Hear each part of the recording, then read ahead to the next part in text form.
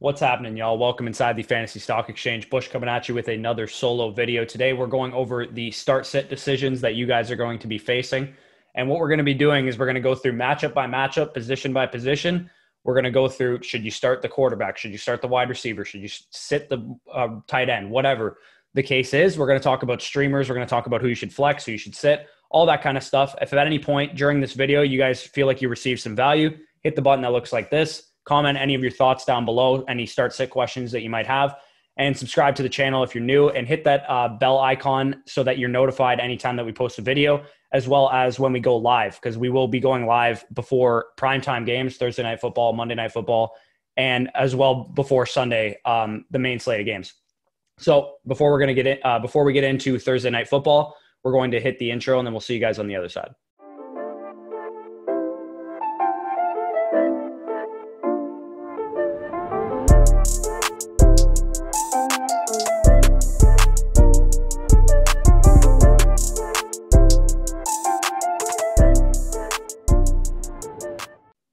All right, so TNF, Bengals at Browns, the clash of former number one overall picks.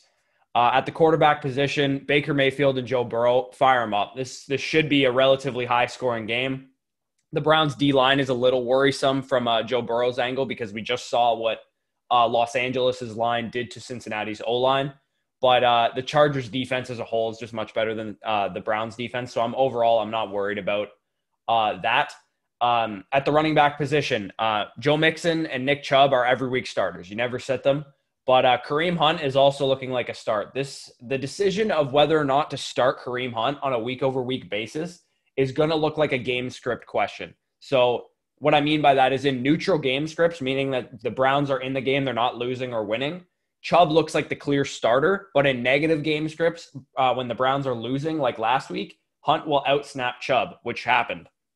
Last week, in the first half, I'll put this on the screen right now. Chubb had 21 snaps in the first half, and Hunt had 11. As the game got more out of hand, the snap count became even because Kareem Hunt outsnapped Chubb 22-12 in the second half.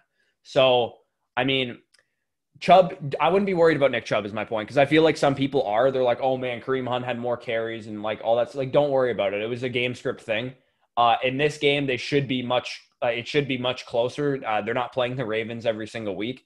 But I do expect it. I mean, the Browns don't look good, so they could have a lot more negative game scripts than I anticipated. But from the wide receiver position, this is how we're going to go through the wide receiver position, just for the record. I'm going to put up their cornerback matchups per PFF, who they expect to be in coverage on those players. So for the Browns receivers, they expect William Jackson to be on Odell Beckham Jr., not really surprising. And then Mac Alexander to be on Jarvis Landry. So shadow information is not available yet per PFF, but I don't expect William Jackson to shadow Odell Beckham. And even if he does, I think Odell Beckham's good enough to beat William Jackson in shadow coverage. So wheels up for the two Browns receivers that you're thinking of starting. As far as the Cincinnati Bengals receivers go, AJ Green is expected to get Terrence Mitchell in coverage, which, I mean, I don't know. That seems a little odd to me, but John Ross on Denzel Ward and Tyler Boyd on Tavir. I don't even know who that is. So PFF doesn't expect Ward to shadow or even be on Green, who is Denzel Ward is the clear best corner on the Browns. I'd avoid Ross, though, if Denzel Ward is on him, and start Green and Boyd as top 30 options. I expect a lot of scoring in this game. I think there's going to be a lot of guys in this game that are going to have big weeks. So to the tight end position, Austin Hooper, you start him because David Njoku got hurt, and that's only going to increase Austin Hooper's already high snap share that he had. CJ Uzomah, you can actually stream him. He had 5 targets last week, and he looked actually pretty decent and reliable for Joe Burrow. As far as like from Austin Hooper's angle, Von Bell isn't the best matchup. He's now a starting safety for the Bengals.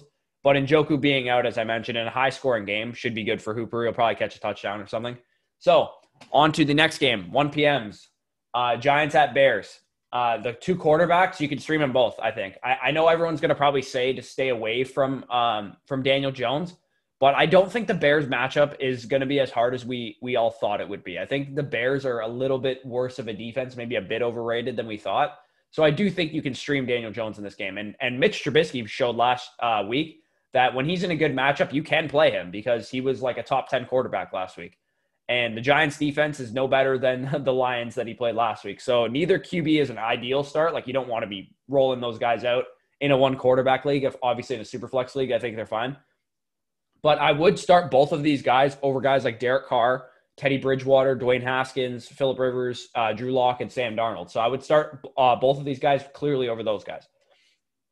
So at the running back position, you're obviously starting Saquon. Don't even ask me a question about that. And I think you could flex both Bears running backs because I know, and we'll start with Saquon. Saquon was bad on the ground in week 1, but I don't think it matters because the Steelers defense was all over him. It wasn't anything Saquon could do. His line just got blown up. And that's something to monitor with Saquon going forward. If he plays a good run defense, you should probably downgrade him because his line can't hold up clearly against a run defense like the Steelers. It was encouraging, though, from Saquon's perspective, to see the target volume he saw. 9 targets. So shout out Jason Garrett. He's obviously using his running back in the passing game.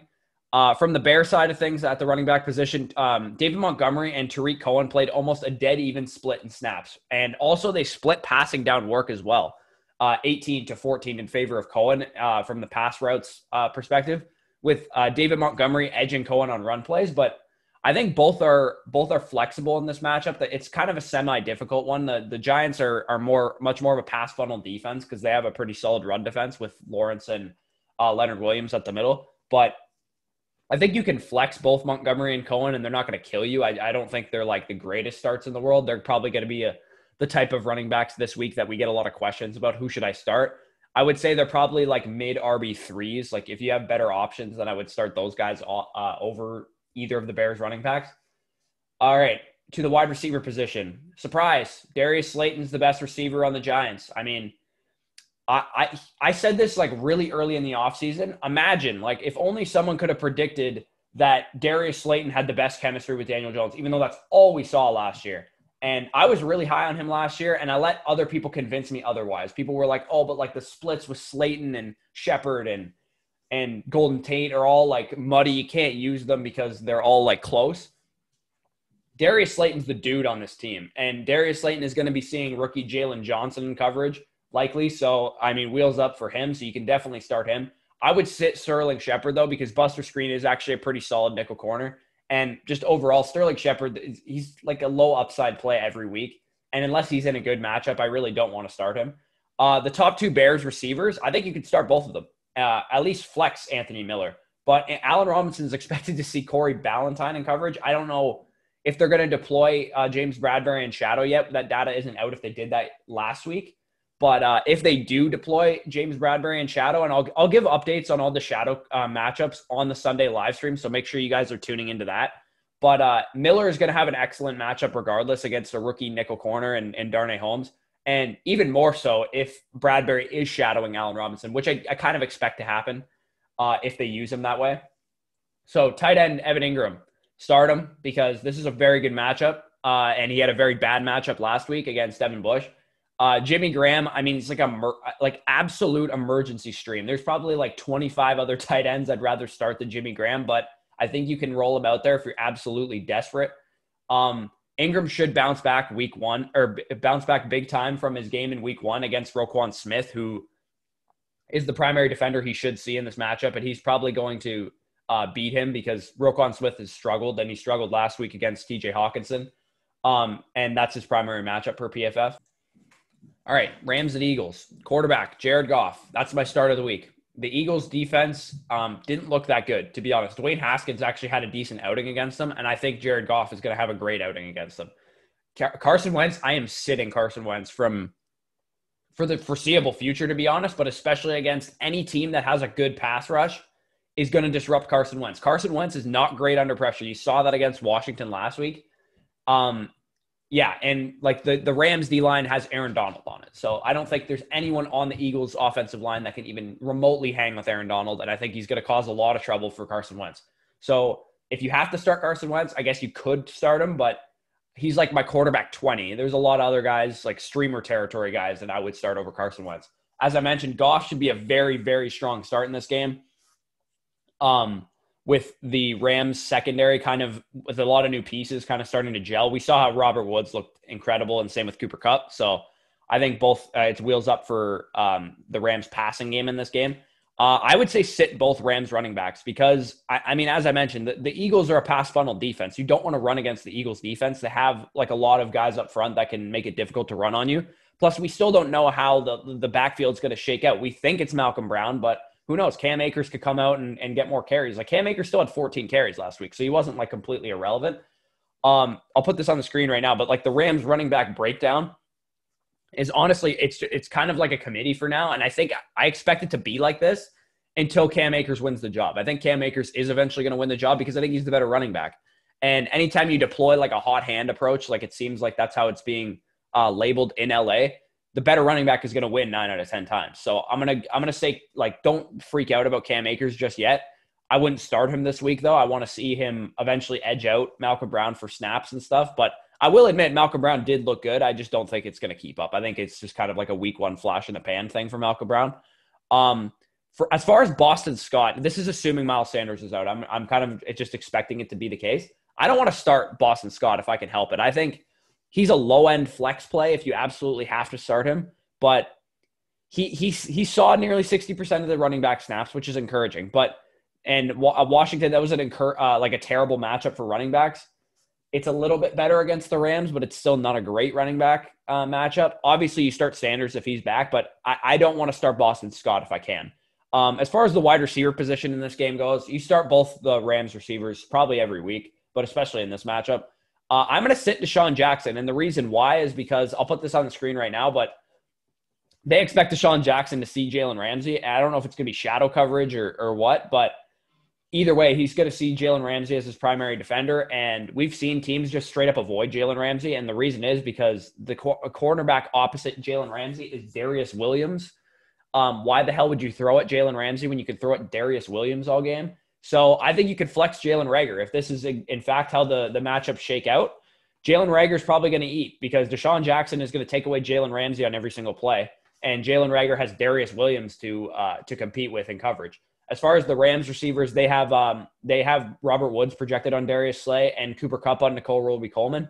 So it's actually like from a cornerback receiver matchups perspective, it's not the greatest matchup for either guy, but I think the passing game in general is how they're going to win this game and how they're going to like perform in this game. So I think the volume is going to be there for both dudes. So I don't really think it matters. And I also think both guys are talented enough to, and then you see there, they have an advantage over the two guys that they're going against. So I don't think they're like clamps matchups.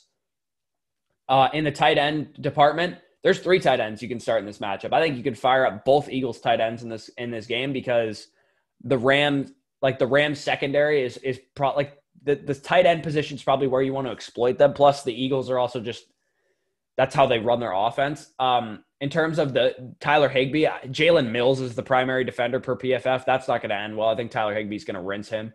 And then the Eagles tight ends versus the Rams linebackers. The Rams don't have Corey Littleton anymore. And Corey Littleton was a guy that was shutting down tight ends last year. And maybe John Johnson, the strong safety, steps into that role. Either way, the Rams struggled to guard tight end position last week, even though Blake Jarwin got hurt, they still like kind of got exploited by like Dalton Schultz and whoever else. So I think you can start both both Eagles tight ends in this matchup. So on to probably the DFS target of the week. If you're going to target DFS players, it should be from this game, and that's the Falcons at the Cowboys. Fire up both quarterbacks, and probably this is projected to be the highest scoring game in the week of the week per Vegas. It's at the highest over-under, so fire up both quarterbacks in this game as top 10 options, probably top 5 options, to be honest. Running backs, fire up both starting running backs. I know I'll put this on the screen right now, but this is how the Falcons running back shook out. Gurley had 34 snaps, Brian Hill 21, and Ito Smith had 19. That doesn't look the greatest, but Todd Gurley got virtually all the running work. All those snaps were basically split when they were passing, which, again, could probably repeat itself in this game because this should be a high-scoring game, and most Falcons games will probably be high-scoring games, but I think you can start Gurley with relative confidence this week and just hope he kind of falls into the end zone. It's not great for people who thought Gurley would be this like workhorse who got all the 3-down load and he got all the pass catching work, but He didn't even crack half the team's 79 snaps on offense, but he did dominate the run snaps, as I mentioned. So I wouldn't be too worried about his rushing work. I just think you got to temper expectations for his receiving volume because I don't think that's going to be there over the start of the year or over the whole year. And then Zeke, obviously, you just start Zeke every week. Wide receivers. So you start Julio and Ridley every week, but and Amari and Gallup in this matchup. I think you can flex both teams' third receiver in this game because I think it's going to be that high scoring. Russell Gage had over 100 yards last week and saw like 12 targets or something. CeeDee Lamb didn't have the greatest game in the world, but with Blake Jarwin out, I think that gives him a bit of a bump now, knowing that he is the clear third target in the passing game and he doesn't have to compete with a tight end or whatever. I'm not even going to show the chart for either team because you can literally start all three receivers on each team because both teams have garbage corners. So it doesn't matter who Julio is on because he's going to kill him. It doesn't matter who Ridley's on because he's going to kill him. It doesn't matter who Amari's on because he's going to kill him. It doesn't matter who Gallup's on because he's going to kill him. Like, it doesn't matter. So according to PFF, each receiver has over an 11% advantage or more in this game, with Julio having like a 45% advantage. So all these guys are going to eat. This is going to be a high-scoring game, so wheels up for the passing game in both situations. From the tight end position, my start of the week at the tight end position is Hayden Hurst. I'm not even going to show the chart again for Hayden Hurst, who he's going up against, because Jalen Smith had a 29 PFF grade in week 1, allowing a 86% catch rate and the highest yards per reception of any tight end defender on PFF by a wide margin last week. So I expect Hayden Hurst to go absolutely bonkers in this game. And I think he'll definitely make up for what he did last week and kind of disappointing his fantasy owners. So another relatively high-scoring game that I expect to happen is the Panthers at the Buccaneers. Quarterback Tom Brady is a very strong start in this game. I think he's going to go nuts. This is probably going to make up for the fact that they laid an egg in New Orleans last week. Teddy Bridgewater, I am sitting. I know it's a high-scoring game. We project it to be a high-scoring game, and there's going to be a lot of garbage time probably for Teddy Bridgewater. But we saw with Breeze and Michael Thomas, this ain't the same cupcake Bucs defense that we've seen the past couple of years. Since midway through last season, when they cut Vernon Hargreaves and stopped starting MJ Stewart as their primary nickel, who has since been cut also, they've become a tough matchup for both receivers and quarterbacks. So I'm not like the bad analysis of this game is, it's going to be a lot of garbage time because the Bucs are going to get out to a lead. Yeah, that's probably true, but I also think Bridgewater is going to be pressured a ton in this game. He's probably not going to be able to get much downfield. I'm just avoiding Bridgewater in this game because I don't think the Panthers offense is going to do much of anything. I think the Bucs are going to handle them pretty easily in this game. So at the running back position, you always start Christian McCaffrey. Don't ever ask me about that. Ronald Jones is my start of the week at the running back position. The best run defense in the league from Christian McCaffrey's perspective. So I expect a down game on the ground from Christian McCaffrey, but he should be able to get it done as a receiver as he did the previous 2 games last year when the Bucs were just ferocious against the run as well. As far as the running back position from the Bucs perspective, Rojo dominated the run snaps. On plays that they ran the ball, he had a 77% snap share and the rushing opportunities and also played a respectable 34% of passing snaps in a negative game script. So the game last week was probably the worst case scenario for Ronald Jones in terms of like a workload, and he still got great volume in that game. He still had like 20 opportunities, I believe. So his skill set is the feature runner. In this game, they're going to be up. I can promise you they're going to be up in this game. And the Panthers present like probably the easiest run matchup in the league, according to PFF. And they just experienced a Josh Jacobs slaughter last week where Josh Jacobs just ran all over them. Their run defense is a mess without Luke Kuechly. Derek Brown struggled in his first game in run defense. Like, Rojo should snap off in this game. Like, I think he's going to go off in this game. So from the wide receiver position, you could start Evans and Godwin with very high confidence in this game. DJ Moore, I mean, it's not a great matchup, but I think you still start him. And I still think you can flex Robbie Anderson if you need to, because we saw his usage last week. And I think you can flex Scotty Miller as well in this game. As I mentioned, this should be a one-sided affair for the Bucs, so you can stack up your Bucs pass catching, running, tight end, whatever. Like, you can stack the Bucs offensive options in this game. It looks like Mike Evans is going to draw Dante Jackson. That's not going to end well, I can promise you that. Mike Evans is going to just destroy that guy. Scotty Miller going up against Troy Pride. We saw Henry Ruggs kind of just exploit him last week. I think Scotty Miller can do the same. Chris Godwin up against Justin Burris. I don't even know who that is. Chris Godwin should absolutely kill that guy. I think all three receivers can eat in this game.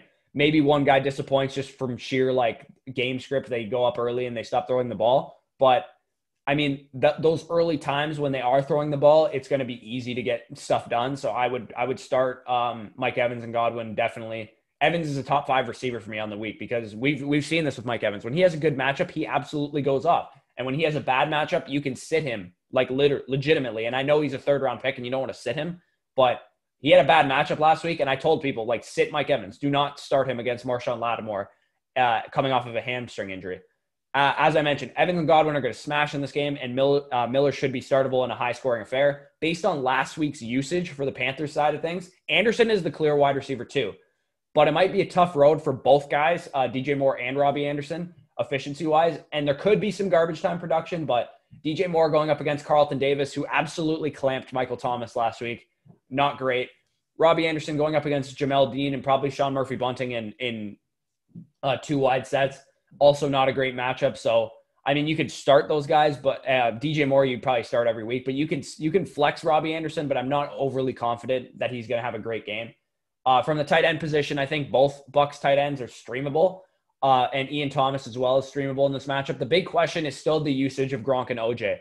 Gronk outsnapped OJ Howard by a decent margin last week, but they also ran 23 and 22 routes respectively. So they were pretty much dead even as far as the routes that they ran. This originally, for Ian Thomas's perspective, looked like it would have been a smash for Ian Thomas, but rookie Antoine Winfield looked actually incredible in his debut in coverage. So I don't think it's going to be some smash matchup for Ian Thomas. I do think he's still probably the pass catcher you want to start. If you're going to stream either him or Robbie Anderson, I would rather play Ian Thomas because the Bucs defense is more susceptible to the tight ends than it is to receivers. So I would definitely play Ian Thomas as like a top 20 tight end if you need to stream it this week. All right, 49ers at Jets. Jimmy G is streamable because the Jets defense sucks. They allowed Allen to have his first 300-yard passing game of his career last week. Sam Darnold, you never play Sam Darnold, especially not against the Niners defense. Running back-wise, you could start Raheem Mostert pretty much with confidence now. I was a little skeptical going into the season that they would use a feature back. He played 61% of the halfback snaps, excluding Kyle Juszczyk. So as of now, we have to assume he's the feature back. But again, Kyle Shanahan could screw us over and have Jerick McKinnon run all the snaps next week. As far as Jerick McKinnon goes, you can start Jerick McKinnon as a flex option. With all the receiver injuries, Jerick McKinnon is going to be utilized in the passing game, and George Kittle's banged up now too. So I think Jerick McKinnon is a flexible player. I don't want to start him if I don't have to, but I think you can start him if you had Le'Veon Bell and he went down with injury or something, and you need a guy to start. I think you can start Jerick McKinnon. Josh Adams and Frank Gore, whoever the running back is for the Jets, I don't want to start them probably ever, especially not in this matchup. It's worth noting the Jets defense has been pretty stingy against the run though. So, I mean, like Raheem Mostert probably won't have the greatest game on the ground. From the wide receiver position, there's not a lot of options in this game. I'll put up the matchups on the screen right now. Kendrick Bourne looks like he has the best matchup on the field, and Kendrick Bourne is the guy I would start. Of any of the 49ers receivers, you could flex Kendrick Bourne as like a wide receiver 4 this week and kind of hope for a touchdown, hope for a lot of catches or something. Jamison Crowder is the only receiver worth a damn on the Jets. He's got the best matchup as well going up against Kwan Williams.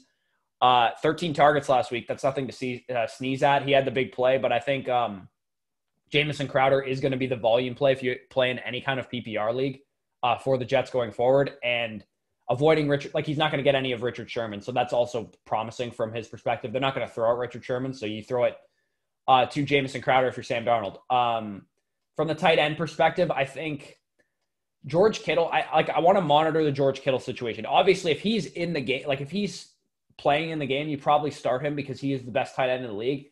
But I want to know what his practicing reports say, if he's limited or if he's not participating. So as far as that, we'll have more updates by Sunday on the live stream, and we'll go over it then. But if George Kittle's playing, you play him. That's basically how I look at it. From the Jets' perspective, you play Chris Herndon. I think you can play Chris Herndon with relative confidence, knowing that he was the primary tight end in New York last week, and I think he's going to continue to be the primary tight end for the Jets. Obviously, I think he's also going to be probably the second best option they have in the passing game.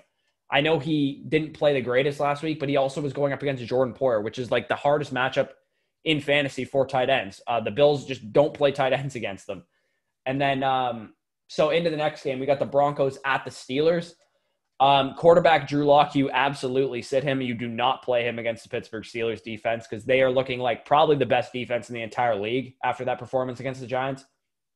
Ben Roethlisberger is streamable, but again, the Broncos defense isn't anything to sneeze at. They're a pretty good defense. I don't want to be playing quarterbacks against them like very often, but I think you can play Big Ben in them in this matchup. So this game has probably got the looks of like a ground and pound slugfest between Melvin Gordon and Benny Snell. Ben's my quarterback 17 ahead of Jimmy G, Gardner Minshew, Carson Wentz, but he's behind guys like Burrow and Mayfield. So that gives you an idea of who I would start Big Ben over. Running back wise, Melvin Gordon is a start for me. I think you can start Melvin Gordon with relative confidence. I would probably say don't start Melvin Gordon. Had Lindsey not gotten injured, I would say to probably sit him, or at least be very stringent with expectations because this is a horrible matchup. We saw it with Saquon. Like Saquon got absolutely shut down. I think the Broncos offensive line is better than the Giants though. So you're not going to see him just get blown up in the backfield every play, but Melvin Gordon is going to be guaranteed probably 18 touches plus. So I think you can start him just based on volume. Hope he falls into the end zone or gets a lot of receptions to give you a high floor week. It took Derrick Henry 31 carries to make an impact in Monday's game. And without Connor, I'm assuming at least, this will be a running back by committee with Jalen Samuels and Benny Snell. Maybe Anthony McFarland gets some run. I don't want to start Benny Snell or Jalen Samuels in this matchup. I think it's a horrible matchup. You don't want to start any of them in. From the wide receiver perspective, if Cortland Sutton plays, you can flex him and sit Jerry Jeudy. But if Cortland Sutton's out, you can flex Jerry Jeudy. That's basically how I look at it. So I think Cortland Sutton is probably going to be out for this game, but we'll see going into the practice reports, and we'll see how the Broncos are handling it. If I were them, I would probably sit Cortland Sutton because this is going to be a rough matchup regardless. From the Steelers' perspective, you can start Juju with certainty. Now, this is the old Juju Smith-Schuster. He is back, and you can flex Deontay Johnson in this game. Juju's back and better than ever. Deontay Johnson outsnapped James Washington 55-37, so you know he is the wide receiver 2 in this offense. On the screen right now, you'll see the wide receiver cornerback matchups. It looks like James Washington is going to be up against A.J. Boye. If A.J. Boye is even playing, I know he got banged up in week 1. Juju Smith-Schuster's got Bryce Callahan. He's going to probably wipe the floor with him. And Deontay Johnson is on Michael Ojemudia, who is a rookie corner. So I think he should probably have a good game against him as well. On to the Jaguars at Titans. Gardner Minshew is streamable in this game against the Titans defense. I know it's a pretty good defense, but Minshew showed enough that you can stream him in this matchup. Ryan Tannehill, you can absolutely start him in this matchup because this game might have sneaky shootout potential. I think both quarterbacks are starters this week, although Minshew I do feel a little bit more mad about. From the running back position, James Robinson you can flex because James Robinson had enough volume and he looks like he's the primary ball carrier in this offense. You obviously start Derrick Henry. Derrick Henry also, it's worth noting, he ran a career high in routes in Monday's game for what it's worth. So, I mean, maybe he's being involved a little bit more as a pass catcher. That could increase his ceiling and maybe lock him into that top 3 running backs for the year. As I mentioned, James Robinson's a solid flex play. Based on the snap share and usage that we saw in week 1, he got 72% of the running back snaps and 48% of pass plays as well, which means he was kind of like a 50-50 with Chris Thompson on passing downs. It's not a fantastic matchup, but again, solid volume play. You can probably play him as like an RB3 flex play. From the wide receivers angles, it seems it's pretty obvious who you play in this matchup. DJ Chark is projected to go up against Jonathan Joseph, so you could definitely play him with relative certainty. I don't think I'd be messing around and playing Laviska Shenault just yet. I want to see more out of him in terms of a snap count, in terms of him making plays. I'm not worried about DJ Chark getting only 3 targets. It was just some weird efficiency that we saw from the Jags offense that I don't expect to continue. I'm almost willing to bet that 20 pass attempt game is an anomaly and they throw 30-plus attempts every other game after this. So I'm not worried about DJ Chark getting only 3 targets. A.J. Brown on the Titans side should bounce back in a smash matchup against Trey Herndon is who he's projected to go up against. And Corey Davis might even be worth a flex option in a pinch with this Jags secondary. It's worth noting, though, that rookie C.J. Henderson was excellent in his debut. He was absolutely great in that game against the Colts. So the Jags might have one good corner. We thought they'd have 0 corners to be exploited every week by fantasy receivers, but they do have one good corner by the looks of it. So just something to monitor. Corey Davis is expected to see CJ Henderson, so he might have a down game. And plus, Corey Davis is always a guy that you're just going to like throw into a flex spot if he's in a good matchup. You're never going to start him every week. I don't care that he had 100 yards last week. I think that was just more of a product of AJ Boye just locking down AJ Brown. So the next game we're going to get into, let's talk about the tight end position from this game. The Jaguars, they don't have any tight ends worth a damn. The Titans, Jonnu Smith looked excellent. He was involved in the screen game. They had a lot of design plays for him.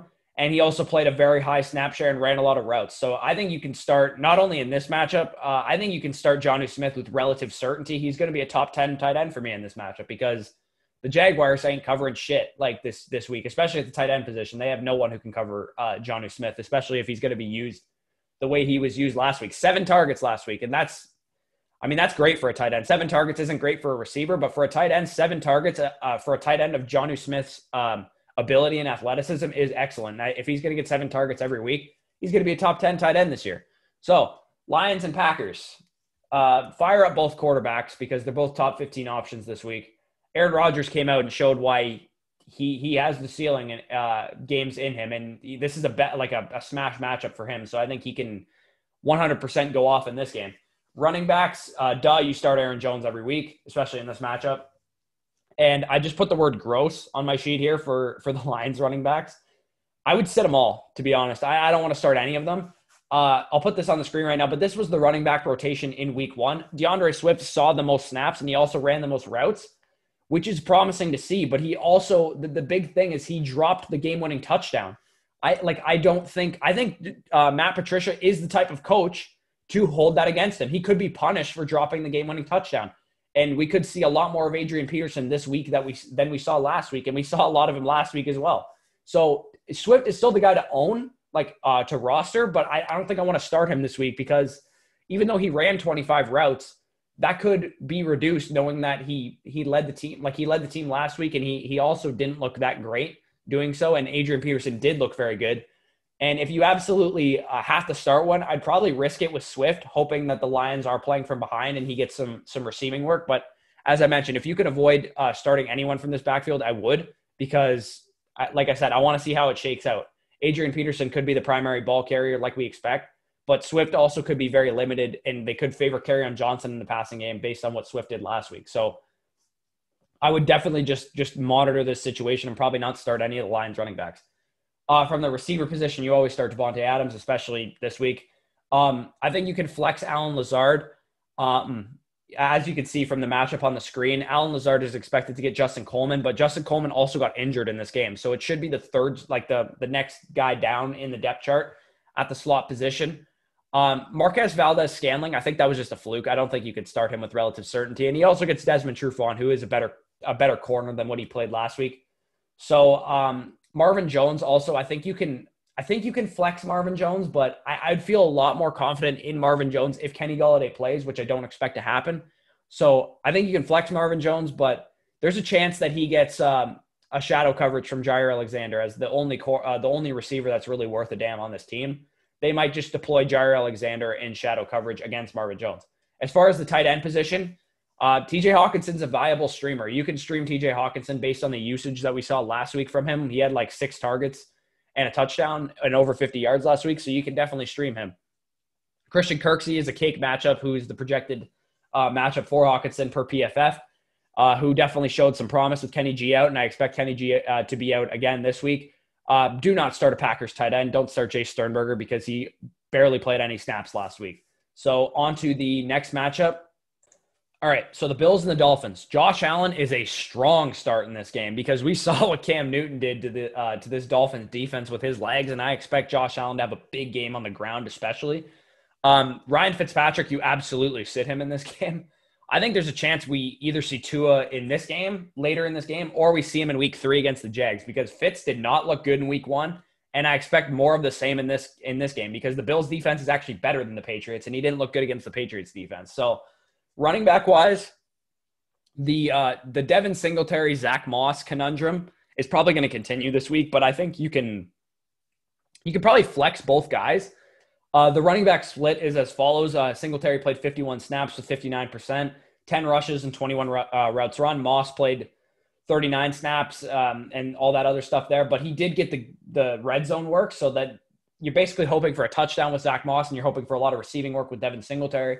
I think this is going to be a favorable game script, so I think you can start both guys in your flex spots, but I wouldn't be doing that every week. I think only in really favorable game scripts do you want to be doing that. Jordan Howard, I guess, is the starter. Like, I don't know, Myles Gaskin, like whoever you want to say, you're sitting them. Like, don't start them in this game. It's a poor game script for both of those guys. The Bills, I expect to be probably pretty handily winning this game. And you don't really want to start anyone on the Dolphins running back crew because I think they're not going to get much going against this Bills front. Wide receiver-wise, you can flex Stephon Diggs, but I would sit John Brown because the Dolphins have two very good corners. Byron Jones and Xavier Howard are the two corners that they have. And Diggs got 9 targets last week, so I expect him to be safe regardless. But he is going to have a tough matchup against one of those guys, depending on who it is. I wouldn't expect Devontae Parker to play in this game, so I wouldn't just rule him out now. I think he's going to be out for sure. And if he's out, I would sit Preston Williams because I know if Parker is out, everyone's going to be like, oh my God, Preston Williams is going to get so much volume. He's going to be the wide receiver 1 in this offense if Parker's out. But that likely means that Preston Williams is going to get shadow coverage from Tre'Davious White. And I don't want anything to do with Tre'Davious White. He is so fucking good. I don't want anything to do with him. So if Preston Williams is the only receiver out there and Parker's out, sit Preston Williams because he's going to be bad against Tre'Davious White.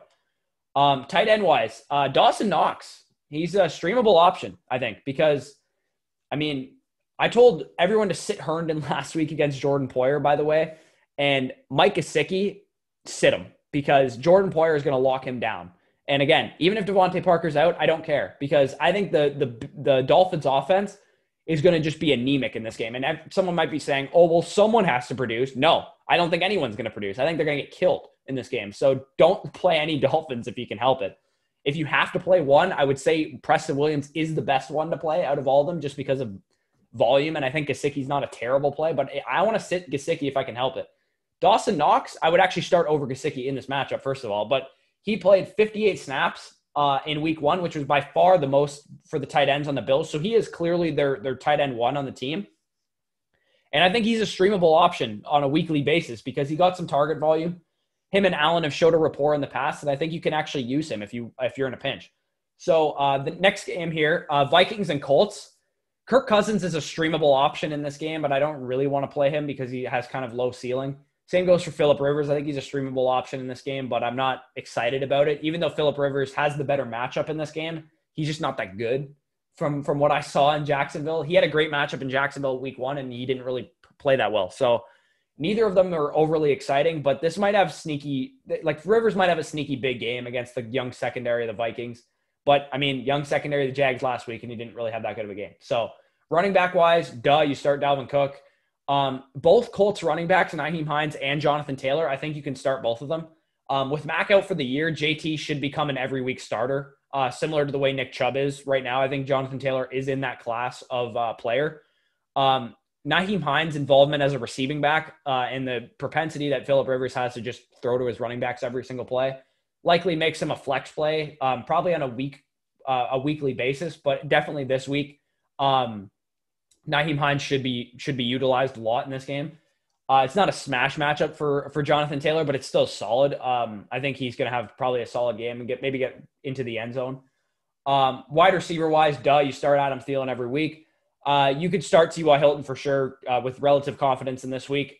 Flex Paris Campbell. I think you can flex Paris Campbell probably most weeks, but definitely in this game. There's no corners that scare me in this matchup on either side of the ball. Thielen is projected on Rocky Sin, who's probably the best corner for both teams, but it's a high advantage for Adam Thielen because Adam Thielen's very good, and Rocky Sin is a young up-and-coming corner, but I think he's going to get rinsed by Adam Thielen in this game. As I mentioned, Paris Campbell, he played tremendously in the first game, and in the Vikings have no corners that can cover him, so you can definitely play Paris Campbell and T.Y. Hilton with confidence. From the tight end position, the Vikings tight ends to me are kind of like a downgraded version of the Bucs tight ends with Gronk and OJ Howard. Kyle Rudolph is like a discount Gronk, but he's in a worse offense because Kyle Rudolph needs a touchdown or else he's not paying off for fantasy because he gets like 4 targets a game. The only hope you have for Kyle Rudolph if you play him is that he catches a touchdown and gets you 11 points. That's his upside. That's what he's going to do. The only way he gets more than that is if he catches 2 touchdowns because Kyle Rudolph never gets targets. So Irv Smith, you're basically hoping for a big play. And the same goes for OJ Howard, except you're starting these guys in a worse offense and a less pass-heavy offense than the Bucs. That's why they're kind of like the downgraded version of the Bucs offense from the tight end position. So I don't really want to play any of these guys, but you can stream them in a pinch if you need to. And Jack Doyle, I mean, you can stream him. He's a low upside option, but you can stream him if you need to. Like he'll probably get 5 or 6 targets, 50 yards. Maybe he gets a touchdown. That's basically what you're hoping for out of Jack Doyle. Again, kind of a low upside option, just like Kyle Rudolph. But from the Vikings perspective, going forward, especially in this game, I'm kind of just avoiding this tight end committee and not really playing anyone if I can help it. All right, into the 4 p.m. games. That was a lot of 1 p.m. games. Washington at the Cardinals. You could start quarterback Kyler Murray, sit Dwayne Haskins. Very straightforward in that one. Running back, Antonio Gibson. All right, so I think you can use Antonio Gibson as an emergency flex. As of right now, I don't want to start or flex Gibson until his role expands. I want to be able to just stash him on my bench, let the backfield kind of work itself out, let Gibson get acclimated to the NFL, maybe eventually take over Peyton Barber's, some of his rushing work. I do expect Peyton Barber to be involved regardless, but hopefully Antonio Gibson can kind of just like take over some of that territory and get more receiving work as well because J.D. McKissic did outrun more routes than him last week. So I think you can flex him if you absolutely have to because this is a very smash matchup against the Cardinals, according to PFF, but I don't really want to play Antonio Gibson if I can help it.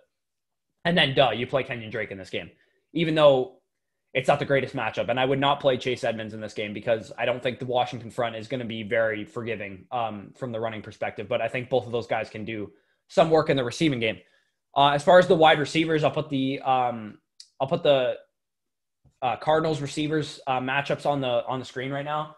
DeAndre Hopkins is going to smash in this game, absolute smash, just like he did last week. Christian Kirk should be able to be flexible in a pinch. I think Larry Fitzgerald, even if you're in a big time pinch, you can flex him against Jimmy Moreland, but I don't really want to flex either of those guys. But I do think the Cardinals are going to be up in this game, and they're going to probably have the advantage in terms of the wide receiver cornerback matchups.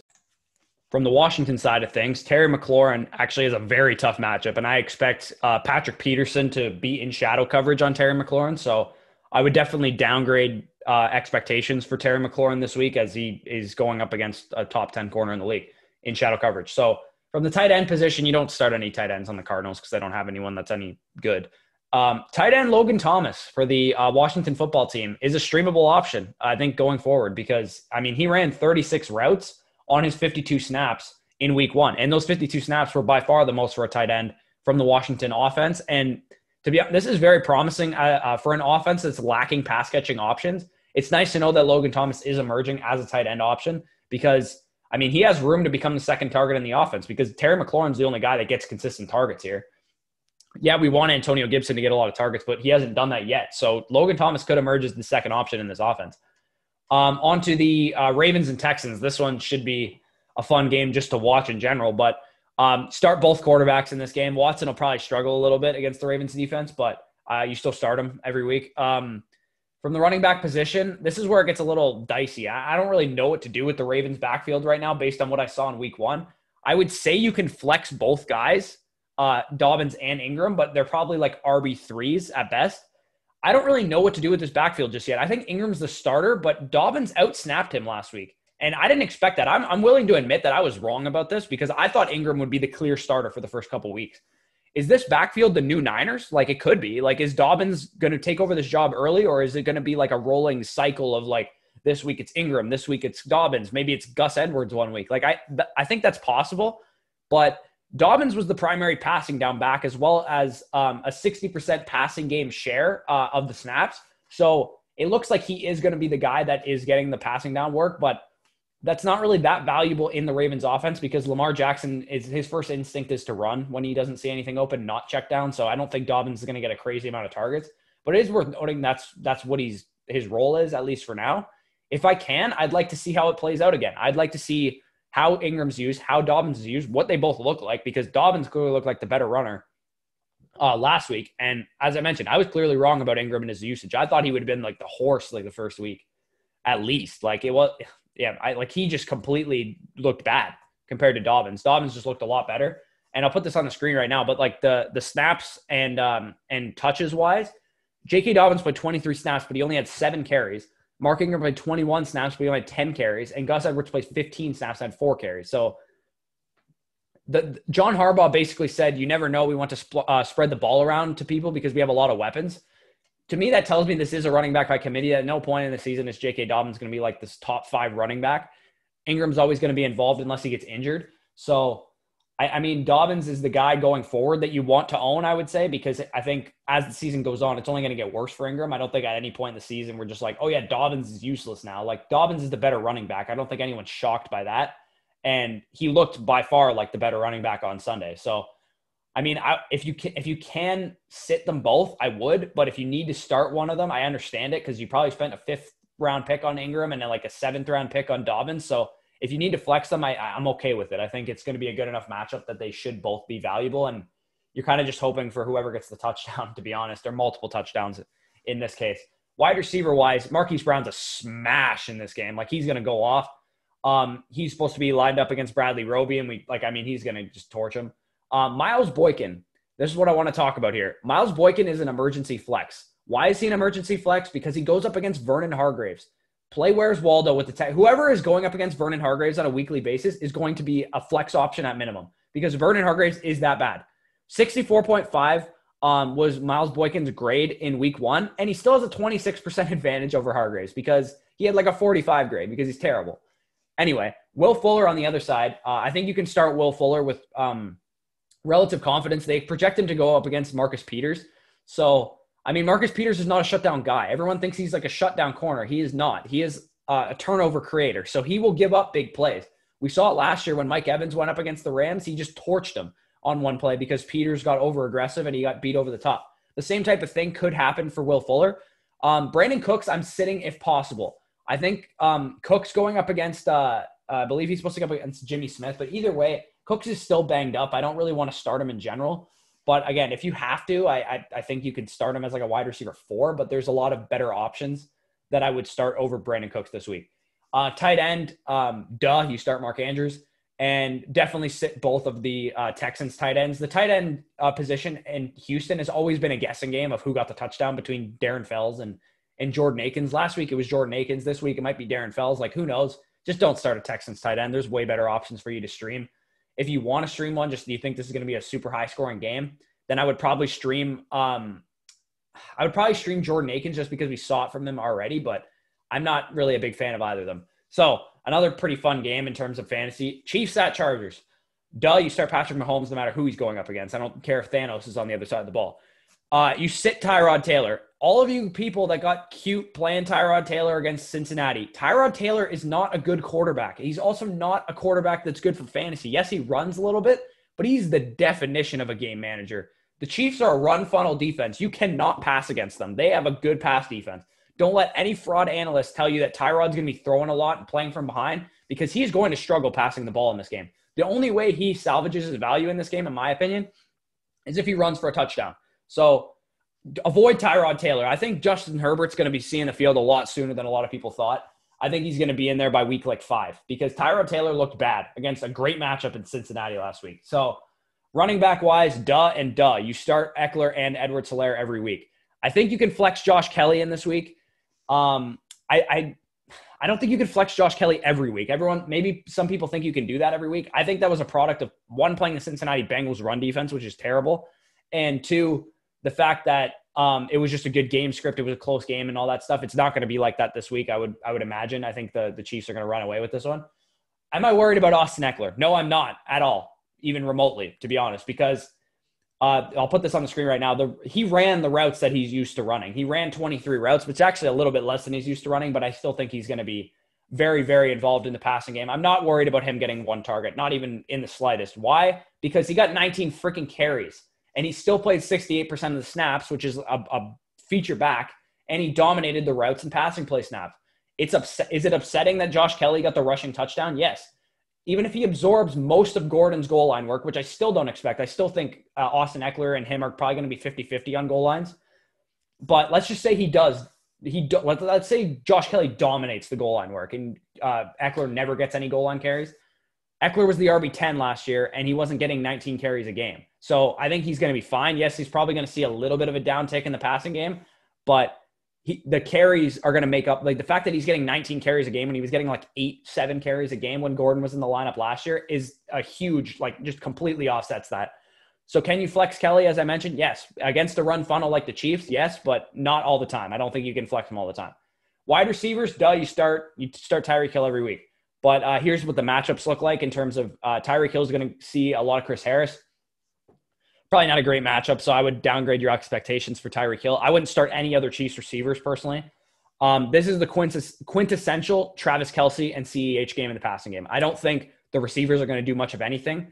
I could be wrong about that, and Mecole Hardman could catch a huge touchdown, but I think Tyreek Hill, Travis Kelce, and CEH, this is the primary passing game way that the Chiefs run their offense this week. I think Sammy Watkins has a tough matchup against Casey Hayward. And then the slot guys, maybe Demarcus Robinson has like a good game. Like I said, maybe Mecole Hardman has an okay game, but I'm not messing around with the Chiefs receivers not named Tyreek Hill. Again, for the Chargers perspective, I don't like any of the matchups. I'll put them on the screen right now, but I'll start Allen for volume because he's going up against Tyrann Mathieu in the slot. Like I don't like any of their matchups. And as I mentioned, the Chiefs are a good pass defense. They are not a bad pass defense. As far as the tight end goes, like you start both of them because Hunter Henry got 8 targets last week and he looked very good on those targets. And Travis Kelce's the other tight end. So you start him every week. Sunday Night Football, Patriots at Seahawks. I think you can start both quarterbacks as top 12 options because we saw Cam Newton is going to be run some more. So, I mean, you could start him pretty much every week that he has, even if he has a bad matchup, because if he's going to be run this much, he's going to be viable for fantasy no matter what his passing numbers look like. So, and then Russell Wilson's the top 10 option every week. So probably top 5 option every week. So definitely be starting him. Running back wise, I don't want to start a single Patriots running back ever. Like not in this matchup, not ever, because here's the split of their backfield. 30% down the board in terms of snap share. James White is the only one that you can even flex sometimes, in my opinion. And he's downgraded with Cam because Cam clearly didn't use him as much as Brady did. As far as the Seahawks perspective, Chris Carson got 6 receptions and 2 receiving touchdowns in game 1 of #LetRussCook. So Chris Carson, I think, is an every week starter, especially in this matchup. Like I think it's a pretty solid matchup for him, even though the Patriots have been a little stingy against the run. I'm a little worried that Chris Carson only got 6 carries, but if he's going to be used in the passing game like this, I'm not worried at all. In terms of his fantasy numbers, just it's a little concerning that he only got 6 carries, but it was a pass heavy game script last week against the Falcons. So I'm willing to forgive that in that game. Wide receiver, you start the usual characters. You can start Edelman and you can start both Seahawks receivers in Lockett and Metcalf. I think you can emergency flex N'Keal Harry. He low-key had like a good share of the air yards last week. So something to monitor with N'Keal Harry, but DK Metcalf, it says, I don't know if I believe PFF with these matchups because they said, it says that DK Metcalf is going to have J.C. Jackson in coverage. I have to think that they're going to deploy Stephon Gilmore in shadow coverage against DK Metcalf because Tyler Lockett's primarily a slot receiver, and Jonathan Jones is a great slot corner. So I expect a pretty rough outing for Tyler Lockett because Jonathan Jones is so good. And Stephon Gilmore, I mean, like, I don't know how you don't use him in shadow. Like, if Tyler Lockett's the primary slot receiver, how do you not just put Stephon Gilmore on DK Metcalf? It just makes way too much sense. I don't know why they wouldn't do that. And again, like I said, I'll update you guys on Sunday before the games if who the shadow matchups are, because as of right now, I don't have that information. PFF hasn't released it yet. They release it on like Thursdays or Fridays or so. So make sure you guys are paying attention to PFF's Twitter because I believe they tweet it out and I think it's actually free to read. So pay attention to that. And then tight end in this game, do not start a Patriots tight end ever, probably. And then so don't start a Seahawks tight end either. I wouldn't start a single tight end in this game because I think it's going to be kind of like a slugfest. Monday Night Football, Saints and Raiders. This one's going to be pretty quick because it's pretty straightforward at every position, but you start Breeze and you sit Carr because the Raiders defense sucks and New Orleans does not. So it's pretty simple from that perspective. Running backs, duh. You start Alvin Kamara and you start Josh Jacobs. I think you can emergency flex Latavius Murray, but I think his high volume of carries against Tampa Bay was a result of Kamara struggling on the ground, not game script. I don't think it was because, the New Orleans was up and Latavius Murray got a lot of run. I think that was because Alvin Kamara couldn't get anything going on the ground, and Latavius was successful in doing so. So that's why they ran Latavius Murray. Wide receiver wise, with Michael Thomas out, and I'm certain that he's going to be out for this game, Emmanuel Sanders is my start of the week at the wide receiver position. I think he's going to be very good in this game. I think Ruggs, you can emergency flex him, but I'm trying to avoid starting him if I can because he's probably going to see Marshawn Lattimore, probably not in shadow coverage, but just that's his projected matchup per PFF. I would sit the rest of the wide receivers in this game, though. Don't get cute and play Traquan Smith or Bryan Edwards or anything like that. I think it should just be, from the Saints' perspective, it should be all Emmanuel Sanders, Alvin Kamara, and Jared Cook in this one. I think those are the guys that are going to be the dudes in the passing game. And I'm not messing with the Saints' pass defense. Ruggs is the only one I'm even slightly willing to play. And even him, I'm kind of hesitant. He's my wide receiver 44 on the week. So that just kind of gives you an idea of where I see him this week. Tight end wise, duh. You play Darren Waller and you play Jared Cook this week. So as I mentioned, guys, if you enjoyed that, this was kind of a long rundown of games, but like this video, hit the button that looks like this. If you enjoy that, comment any of your start sit questions or anything else that you want to comment down below. Subscribe to the channel if you're new. Hit the bell icon if you want to be notified when we're going live and when we post new videos. Join the Discord in the description. We got a lot of active members in there answering questions, asking questions. Me and Danny are also very active in there to answer your start sit questions if you need kind of an immediate answer in there. You can also hit me up on Twitter if you have any of those kind of questions. Make sure you're following along on there because I'm always tweeting out good research stuff that I find and also just some bullshit stuff that I find funny. So make sure you guys are following all along with that stuff. And without further ado, guys, take care and enjoy your Wednesday.